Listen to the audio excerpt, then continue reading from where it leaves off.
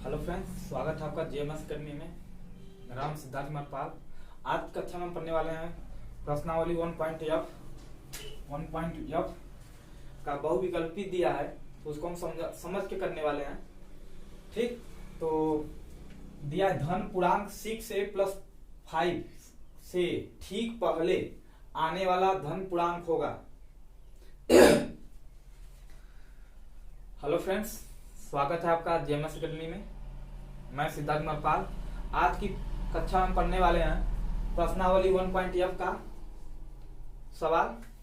तो प्रश्नावली 1.f में दिया हमको ऑप्शनल क्वेश्चन दिया, मतलब बहुविकल्पी प्रश्न दिया है, जिसका हम सॉल्यूशन सहित निकालेंगे आंसर कैसे आता है।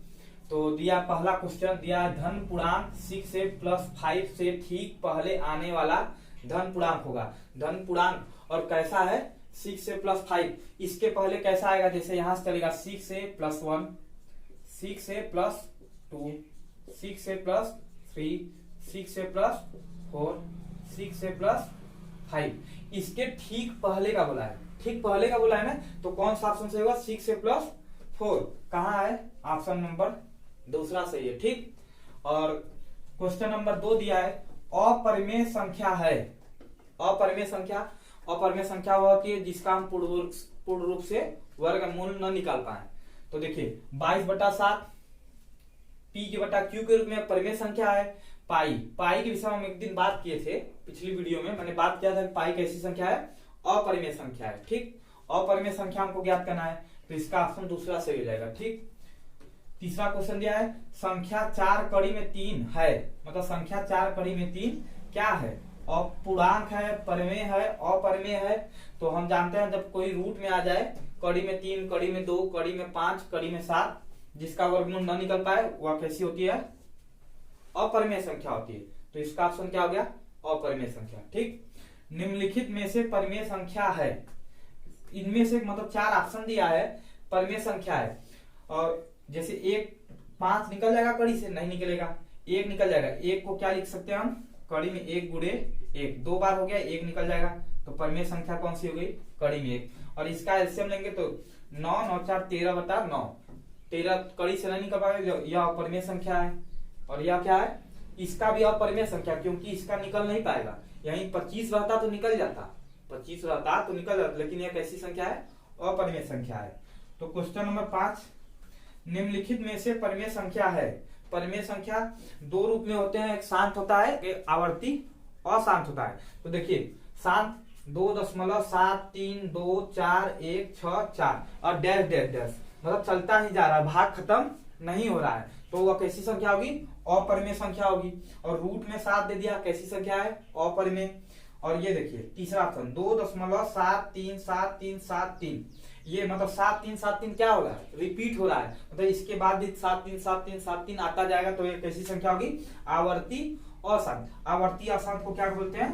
परिमेय संख्या बोलते हैं। ठीक, और इसका तो हमका निकल नहीं पाएगा। अगर 0.09 रहता तो निकल जाता, लेकिन 0.9 है तो नहीं निकल पाएगा वर्गमूल। ठीक ना। प्रश्न संख्या 6, किसी पूर्णांक यम के लिए प्रत्येक सम पूर्णांक निम्नलिखित रूप का होता है। यम कोई सम पूर्णांक है, ठीक ना, सम संख्या है। सम पूर्णांक मतलब क्या है? 2, 4, 6, 8, 10।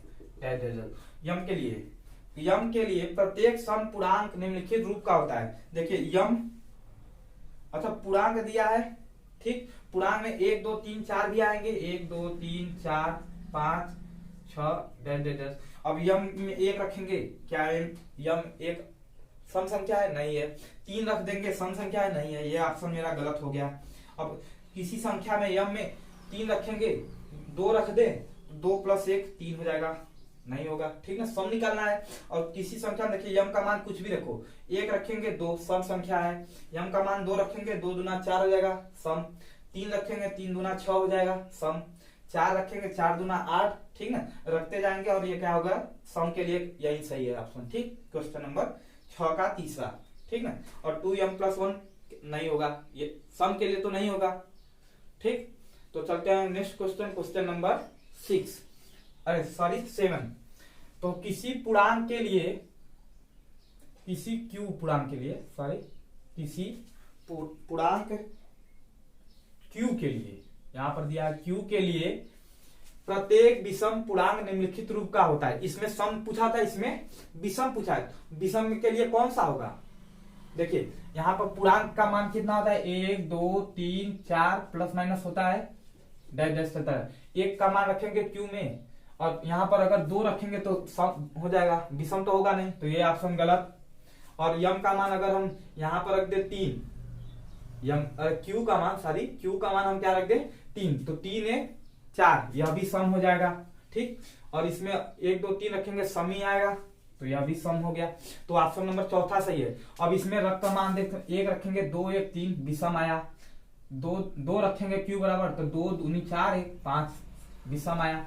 तो ऑप्शन 7वां का चौथा सही है। ठीक, संख्या n स्क्वायर माइनस 1 8 से विभाज्य होती है यदि n का 1 है। n एक क्या है बताना है। n का मान क्या रख दे हम कि 8 से वह विभाज्य हो गया, तो n का मान हम यहाँ पर 7 रख रहे हैं, n बराबर 7 रख रहे हैं, तो हो जाएगा n स्क्वायर मतलब 7 का स्क्वायर, तो 49 माइनस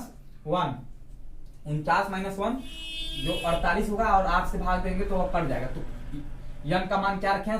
7 क्या है हमारा? विषम संख्या है। ठीक ना, विषम संख्या है, कोई दिक्कत है ना।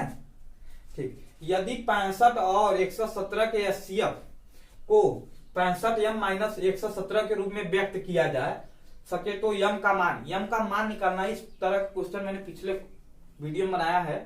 तो देखिए 65 और 117 क्या निकालना हमको? एचसीएफ निकाल लेते हैं। 13 25 65 और 13 9 117, तो इसका एचसीएफ कितना आया? एचसीएफ 13 आया ना। अब 13 को किसके रूप में लिख रहा है? इन दोनों के एचसीएफ को किसके रूप में लिख रहा है?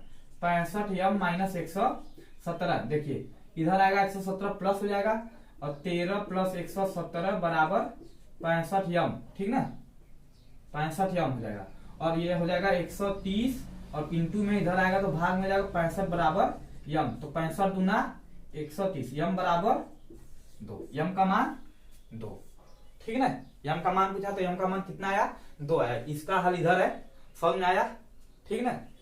अब देखिए ये दिया, वह संख्या सबसे बड़ी संख्या जिससे 70 और 125 को विभाजित करने पर क्रमशः शेषफल 5 व 8 प्राप्त हो। वह कौन सी संख्या है जिसको सबसे बड़ी संख्या, जिसको 70 और 125 को विभाजित करने पर शेषफल क्रमशः क्या बचे?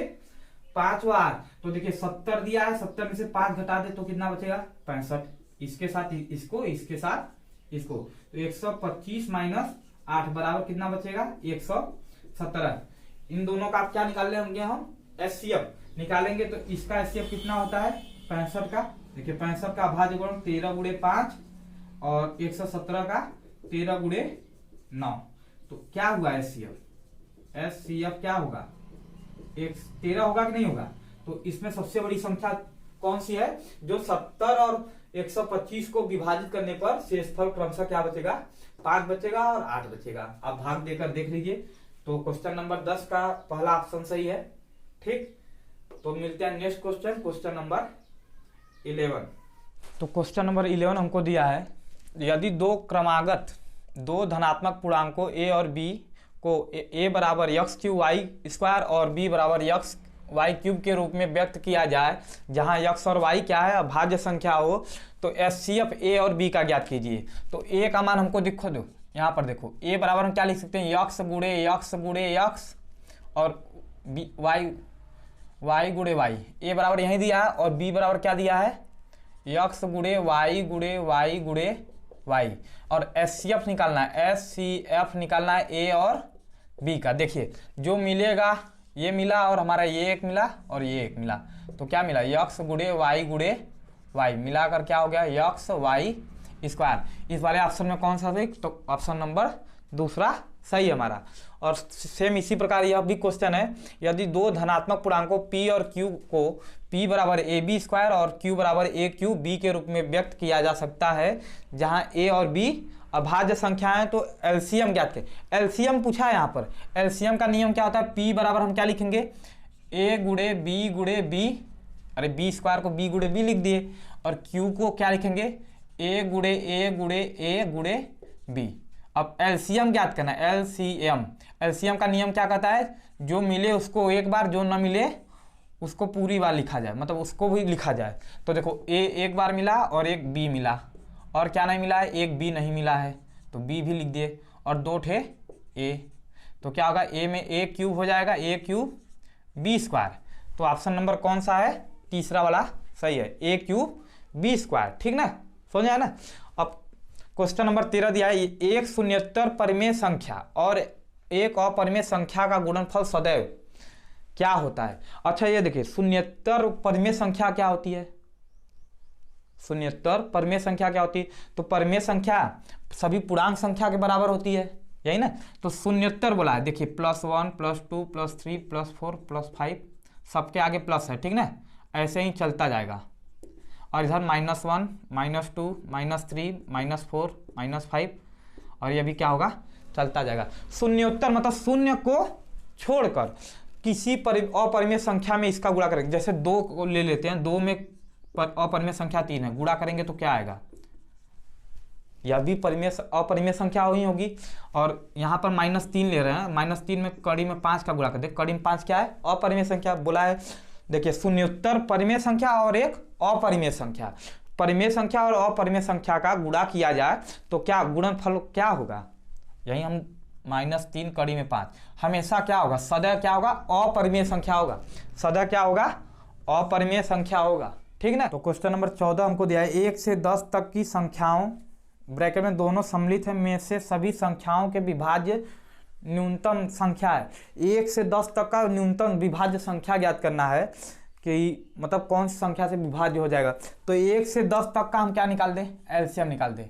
1 को हम लिख सकते हैं 1 गुणे 1, 2 को क्या 1 गुणे 2, 3 को लिख सकते हैं 1 गुणे 3, 4 को हम क्या लिख सकते हैं 1 गुणे 2 गुणे 2, 5 को 1 गुणे 5, 6 को 1 गुणे 2 गुणे 3, 7 को 1 गुणे 7, 8 को हम 1 गुणे 2 गुणे 2 गुणे 2, 9 को 1 गुणे 3 गुणे 3, 10 को 1 गुणे 2 गुणे 5। ये हम लिख सकते हैं। जब लिख सकते हैं तो इसका एलसीएम निकाले, क्या निकाल ले, एलसीएम, एलसीएम निकालेंगे तो एलसीएम लगभग आप निकाल कर देख लीजिएगा तो आएगा 2520। तो ऑप्शन नंबर चौथा सही रहेगा आपका, ठीक है ना। तो चलते हैं क्वेश्चन नंबर 15 की तरफ। परिमेय संख्या 14587 बटा 1250 का दशमलव प्रसार निम्नलिखित किन दशमलव स्थान के बाद समाप्त हो जाएगा, मतलब कितने दशमलव स्थान के बाद यह संख्या शांत हो जाएगी। शांत अशांत हम पढ़े हैं, तो देखिए शांत के लिए क्या करते हैं, 14587 दिया है हमको, नीचे दिया है 1250, ये दिया है, हम 1250 का क्या निकाल लें, एलसीएम निकाल लें। देखिए 6 होगा और ये 2 दूना 4, 2 पच्चे 10, ठीक ना। फिर 5 से कटेगा 125, फिर 5 से कटेगा 25, फिर 5, देखिए कितना आया, इसको हम लिख सकते हैं 14587, 2 गुणे 5 के पावर 4। शांत अशांत कितने दशमलव का स्थान बाद शांत करना है, तो उस वाले नियम से 2 के पावर 3 का ऊपर नीचे गुणा हम कर दे। देखिए 2 के पावर 3 गुणे 2 के पावर 3, तो हो जाएगा 14587 गुणे 2 के पावर 3 को 8 लिख सकते हैं, ये हो जाएगा 2 के पावर 4 गुणे 5 के पावर 4 हो जाएगा, ठीक है ना। बताना है कितने स्थान बाद यह शांत हो जाएगा, तो वही हम कर रहे हैं। देखिए 8 का गुणा करेंगे, 8 से 56, 5 8 64, 5 69, 6 8 5 40, 6 46, हाथ में आया 4, 8 चौके 32, 4 36, 3 8 एकम 8 3 11। इसको 2 गुणे 5 के पावर 4 लिख सकते हैं हम, 11 6 9 6 बटे 10 के पावर 4। 10 के पावर 4 को क्या लिख सकते हैं हम, इतना लिख सकते हैं 11.6696। कितने स्थान बाद यह संख्या जो परिमेय संख्या शांत हो जाएगा, 4 स्थान बाद, क्योंकि दशमलव के 4 स्थान बाद आए 1 2 3 4, तो 4 स्थान बाद, तो ऑप्शन नंबर चौथा सही रहेगा आपका, ठीक समझ आया ना। तो मिलते हैं नेक्स्ट वीडियो में। अगर वीडियो अच्छा लगा हो तो हमारे वीडियो को लाइक करें और कमेंट करें और अपने दोस्तों के साथ ज़रूर शेयर करें। तब तक के लिए नेक्स्ट वीडियो में मिलते हैं। जय हिंद, जय भारत।